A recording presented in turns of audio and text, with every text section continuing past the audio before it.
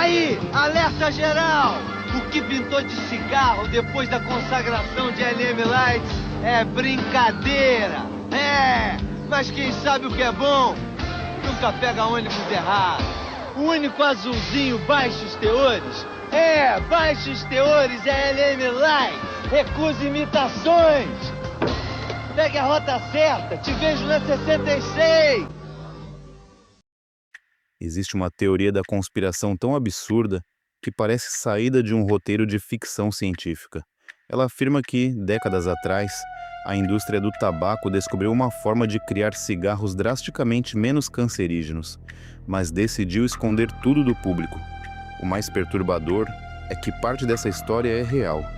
Laboratórios existiram, pesquisas foram feitas, documentos internos vazaram e nomes de grandes corporações aparecem ligados diretamente a essas descobertas.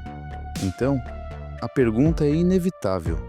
E se a indústria soubesse, há mais de meio século, como reduzir boa parte dos danos causados pelo cigarro, mas escolhesse não fazer isso? Eu sou o Monge Quântico, e hoje vamos mergulhar em uma das teorias mais sombrias envolvendo a indústria bilionária do tabaco.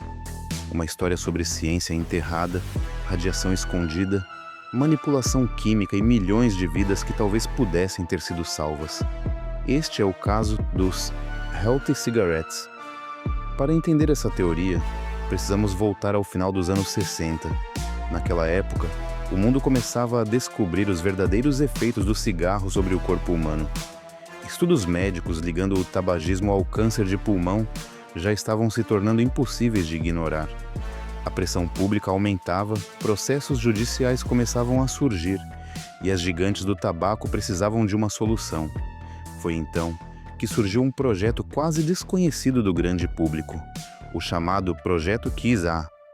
Desenvolvido entre 1968 e 1978 pela Liggett Myers, uma das grandes fabricantes da época, o projeto foi liderado pelo pesquisador James Mould. O objetivo parecia impossível: criar um cigarro com níveis extremamente reduzidos de compostos cancerígenos.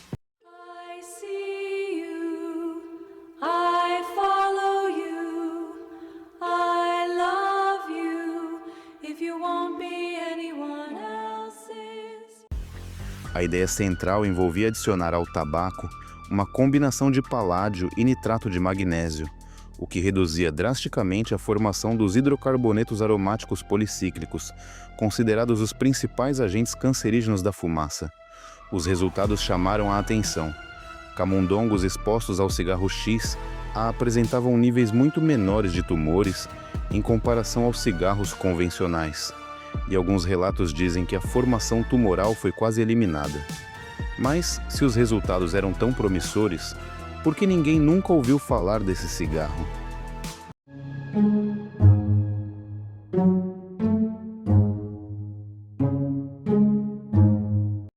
Segundo os teóricos da conspiração, o projeto foi enterrado por pressão da própria indústria, baseada em uma lógica brutal. Se uma empresa lançasse um cigarro oficialmente menos cancerígeno, estaria admitindo que todos os seus produtos anteriores eram letais, abrindo portas para uma avalanche de processos trilionários. Era mais seguro financeiramente esconder a descoberta do que revolucionar o mercado.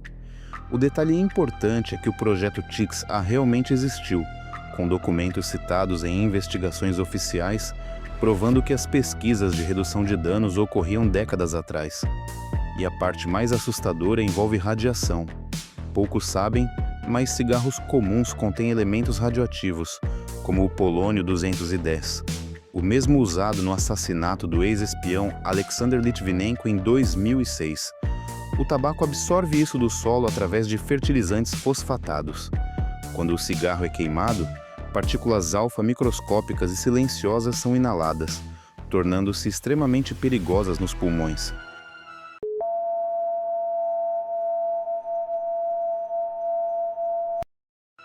Documentos internos revelaram que as empresas sabiam da presença do polônio-210 desde os anos 50 e conheciam métodos de lavagem ácida para reduzir essa contaminação. No entanto, esses métodos nunca foram implementados. A razão? Alterar a composição poderia interferir na entrega da nicotina ao cérebro, reduzindo a eficiência viciante do produto. O vício sempre foi mais importante do que a segurança. É difícil separar paranoia de realidade quando as manipulações químicas são documentadas. A adição de amônia ajuda a nicotina a alcançar o cérebro em segundos.